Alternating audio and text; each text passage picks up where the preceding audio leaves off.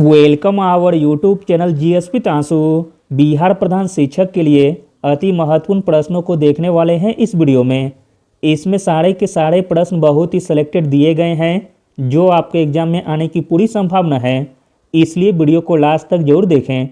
Start करने से पहले आप लोगों से एक ही रिक्वेस्ट है, प्लीज़ वीडियो को लाइक और किसी भी एक ग्रुप में शेयर जरूर कर दीजिएगा। चलिए शुरू करते हैं और आप लोग भी सोचिएगा अपना आंसर क्या हो सकता है। पहला प्रश्न है, नीली क्रांति संबंधित है। नीली क्रांति संबंधित है मछली उत्पादन से, जबकि दूध क्रांति संबंधित है श्वेत क्रांति से। रजत क्रांति संबंधित है अंडा उत्पादन से। अगला प्रश्न देखते हैं, मुख्य चुनाव आयुक्त की नियुक्ति किसके द्वारा की जाती है।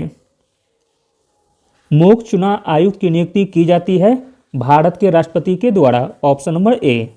भारतीय संविधान के अनुच्छेद 324 के अधीन चुनाव आयोग के गठन का उल्लेख है। अगला प्रश्न है, राज्य जो भारत में रबर उत्पादन में सर्वाधिक योगदान देता है वह है। तो दोस्तों वह है केरल। Option number A. अगला प्रश्न है, मंडल आयोग का गठन कब हुआ था। मंडल आयोग का गठन हुआ था 1979 ईस्वी में। अगला प्रश्न है, किस युद्ध के परिणाम स्वरूप जर्मनी इटली का एकीकरण पूर्ण हुआ। तो दोस्तों वह युद्ध था सेडान का युद्ध, जो कि 1870 में हुआ था। अगला प्रश्न देखते हैं, हिमाद्री नाम किसके लिए प्रयुक्त होता है। हिमाद्री नाम प्रयुक्त होता है ग्रेटर हिमालय के लिए। Option number D. अगला प्रश्न देखते हैं, निम्नलिखित में से कौन सा कार्य आरबीआई का नहीं है।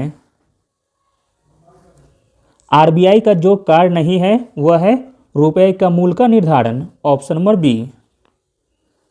अगला प्रश्न देखते हैं, निम्नलिखित में से कौन भारत में लोकतंत्र के लिए चुनौती है। भारत में लोकतंत्र के लिए चुनौती है राजनीति में धन का प्रयोग। Option number C. अगला प्रश्न है, निम्नलिखित में से कौन सा भारत की सर्वाधिक ऊंचा पर्वत शिखर है। भारत की सर्वाधिक ऊंचा पर्वत शिखर है K2। Option number A. K2 Bharat की सर्वाधिक ऊंची पर्वत शिखर है। K2 यानी कि गॉडविन ऑस्टिन की ऊंचाई 8611 मीटर है।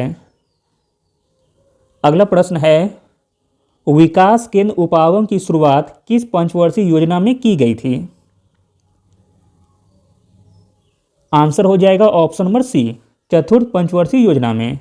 विकास केंद्र उपागम की शुरुआत चतुर्थ पंचवर्षीय योजना में की गई थी। अगला प्रश्न है, निम्नलिखित में से किसने कहा था महात्मा गांधी क्षणिक भूत की भांति धूल उठाते हैं लेकिन अस्तर नहीं। तो दोस्तों इसे कहने वाले थे doctor B.R. Ambedkar. Doctor B.R. Ambedkar ने कहा था महात्मा गांधी क्षणिक भूत की भांति धूल उठाते हैं लेकिन अस्तर नहीं। अगला प्रश्न है, 1977 के चुनाव में जनता पार्टी का नारा था। 1977 के चुनाव में जनता पार्टी का नारा था लोकतंत्र बचाओ। अगला प्रश्न है, राज्यसभा बजट प्रस्ताव को कितने दिन तक अपने पास रोक सकती है। आंसर है ऑप्शन नंबर डी, 14 दिन तक। अगला प्रश्न है, भारतीय वास्तुकला में सुर्खी का प्रारंभ हुआ। भारतीय वास्तुकला में सुर्खी का प्रारंभ हुआ कुषाणों के द्वारा। अगला प्रश्न है, निम्नलिखित में से कौन सा एक स्वरोजगार कार्यक्रम है। इसमें स्वरोजगार कार्यक्रम हो जाएगा स्वर्ण जयंती ग्राम स्वरोजगार योजना, जिसकी शुरुआत 1 अप्रैल 1999 को की गई थी। अगला प्रश्न है, अनुसूचित जाति के लिए लोकसभा की कितनी सीटें आरक्षित है। अनुसूचित जाति के लिए लोकसभा की 84 सीटें आरक्षित है, जबकि अनुसूचित जनजाति के लिए लोकसभा में 47 सीटें आरक्षित हैं। लोकसभा में अधिकतम 552 सदस्य हो सकते हैं। अगला प्रश्न देखते हैं, भारत में कृषि जन्य पदार्थों हेतु दिया जाने वाला श्रेणी मापदंड क्या है? भारत में कृषि जन्य पदार्थों हेतु दिया जाने वाला श्रेणी मापदंड है 1 मार्क, ऑप्शन नंबर ए। अगला प्रश्न देखते हैं, भारतीय संविधान में मूल रूप से कितने मौलिक अधिकार प्रदान किए गए थे? भारतीय संविधान में मूल रूप से 7 मौलिक अधिकार प्रदान किए गए थे। अगला प्रश्न है, एक गठबंधन सरकार से अभिप्राय है। एक गठबंधन सरकार से अभिप्राय है 2 या अधिक राजनीतिक दलों के गठजोड़ से निर्मित सरकार। अगला प्रश्न देखते हैं, सूचना का अधिकार एक कानून है जो लोगों को अनुमति प्रदान करता है। सूचना का अधिकार एक कानून है जो लोगों को अनुमति प्रदान करता है। सरकार क्या कर रही है? Option number C. सूचना का अधिकार जो कि 2005 में लाया गया था। अगला प्रश्न देखते हैं, बिहार के इतिहास पर प्रथम ग्रंथ के रचनाकार कौन थे? काफी इंपॉर्टेंट प्रश्न है। बिहार के इतिहास पर प्रथम ग्रंथ के रचनाकार थे अली मोहम्मद शाह अजीमाबादी। अगला प्रश्न देखते हैं, कृषि उपजों के न्यूनतम समर्थन मूल्य की संस्तुति किसके द्वारा की जाती है? इंपॉर्टेंट प्रश्न है। कृषि उपजों के न्यूनतम समर्थन मूल्य की संशोधित की जाती है CACP के द्वारा, ऑप्शन नंबर ए। कृषि मूल्य आयोग का गठन 1965 ईस्वी में किया गया था। अगला प्रश्न देखते हैं, निम्नलिखित में से कौन सा ऊर्जा का गैर परंपरागत स्रोत नहीं है? आंसर हो जाएगा ऑप्शन नंबर बी, कोयला। अगला प्रश्न है, कोंकण तट निम्न में से किनके बीच स्थित है? कोंकण तट स्थित है गोवा तथा दमन के बीच। अगला प्रश्न है, एमनेस्टी इंटरनेशनल निम्नलिखित में से किससे संबंधित है? एमनेस्टी इंटरनेशनल संबंधित है मानव अधिकार से। अगला प्रश्न है, नगरीय क्षेत्रों में मुख्यतः कौन सी बेरोजगारी पाई जाती है? आंसर है ऑप्शन नंबर ए, शिक्षित बेरोजगारी। अगला प्रश्न है, लोकतांत्रिक सुधारों का संबंध होना चाहिए। लोकतांत्रिक सुधारों का संबंध होना चाहिए सुशासन से। अगला प्रश्न है, भारत में कहाँ झूम कृषि की जाती है? भारत में झूम कृषि की जाती है उत्तर पूर्वी भारत में। अगला प्रश्न है, निम्नलिखित में से कौन सा हिंदुस्तान फर्टिलाइजर कॉरपोरेशन लिमिटेड के अधीन नहीं है? हिंदुस्तान फर्टिलाइजर कॉरपोरेशन लिमिटेड के अधीन नहीं है, वह है कामरूप, ऑप्शन नंबर सी। अगला प्रश्न है, हीराकुंड परियोजना निम्नलिखित में से किस नदी पर स्थित है? हीराकुंड परियोजना स्थित है महानदी पर। हीराकुंड परियोजना उड़ीसा में स्थित है। अगला प्रश्न है, निम्नलिखित में से कौन सरकार के तीसरे अंग के रूप में जाना जाता है?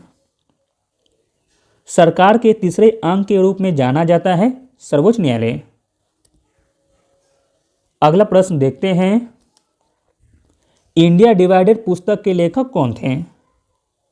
इंडिया डिवाइडेड पुस्तक के लेखक थे डॉक्टर राजेंद्र प्रसाद। अगला प्रश्न है, नदी जो दक्षिण भारत की गंगा के नाम से जानी जाती है वह है? तो दोस्तों वह है कावेरी। दक्षिण भारत की गंगा के नाम से जानी जाती है कावेरी नदी।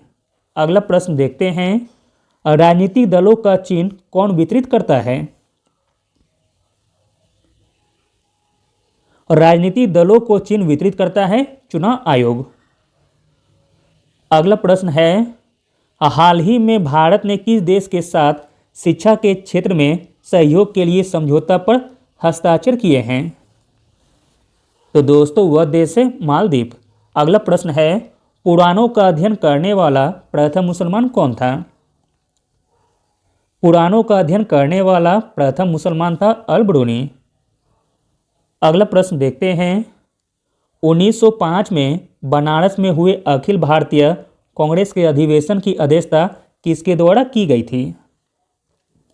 1905 में बनारस में हुए अखिल भारतीय कांग्रेस के अधिवेशन की अध्यक्षता की गई थी गोपाल कृष्ण गोखले के द्वारा। अगला प्रश्न है, राष्ट्रीय आदर्श वाक्य सत्यमेव जयते किस ग्रंथ से लिया गया है? सत्यमेव जयते लिया गया है मुंडोपनिषद से। अगला प्रश्न है, महात्मा गांधी ने दांडी यात्रा प्रारंभ की थी? महात्मा गांधी ने दांडी यात्रा प्रारंभ की थी 12 मार्च 1930 को। अगला प्रश्न है, शैलकृत मंदिर है? शैलकृत मंदिर है कैलाश मंदिर तथा एलोरा। अगला प्रश्न है, भारत में राष्ट्रीय पर्यावरण इंजीनियरिंग शोध संस्थान स्थापित है?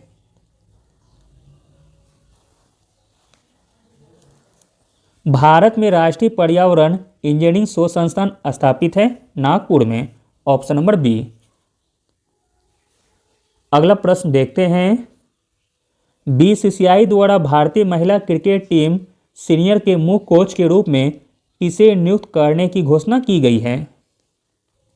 आंसर है option number A, Ramesh Pawar को। अगला प्रश्न है, बिहार राज्य में शहरीकरण की दर कितनी है? बिहार राज्य में शहरीकरण की दर है 11.29%, जबकि देश में शहरीकरण का परसेंट है 31.2%। अगला प्रश्न है, raw A history of India's corporate operation नामक पुस्तक किसने लिखा है? किसने लिखा है तो यतीश यादव ने। अगला प्रश्न देखते हैं, केंद्रीय शिक्षा मंत्री धर्मेंद्र प्रधान द्वारा शुरू किए गए 100 दिवसीय पठन अभियान का नाम क्या है? आंसर है ऑप्शन नंबर ए, पढ़े भारत। अगला प्रश्न है, भारतीय सेना ने निम्नलिखित में से किस शहर में क्वांटम कंप्यूटिंग प्रयोगशाला और centre for artificial intelligence A1 की स्थापना की है? आंसर है ऑप्शन नंबर बी, महू में। अगला प्रश्न है, शिक्षा मंत्रालय तथा महिला एवं बाल विकास मंत्रालय ने किस संस्था की साझेदारी में कन्या शिक्षा प्रवेश उत्सव अभियान शुरू किया है? तो दोस्तों वह संस्था है यूनिसेफ। Option number B. अगला प्रश्न देखते हैं, पीसी महालोविस पुरस्कार से सम्मानित प्रथम व्यक्ति कौन है? पीसी महालोविस पुरस्कार से सम्मानित प्रथम व्यक्ति हैं श्री रंगराजन।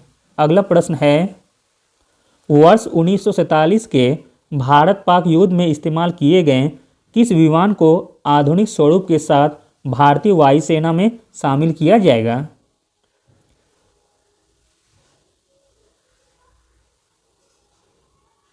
तो दोस्तों वह आधुनिक विमान है फ्रांसिस्को। Option number D. अगला प्रश्न है, संप्रदाय मैदान संबंधित है? संप्रदाय मैदान संबंधित है नदी से। Option number C. अगला और अंतिम प्रश्न देखते हैं, गतिशील वैद्युत आवेश पैदा करता है?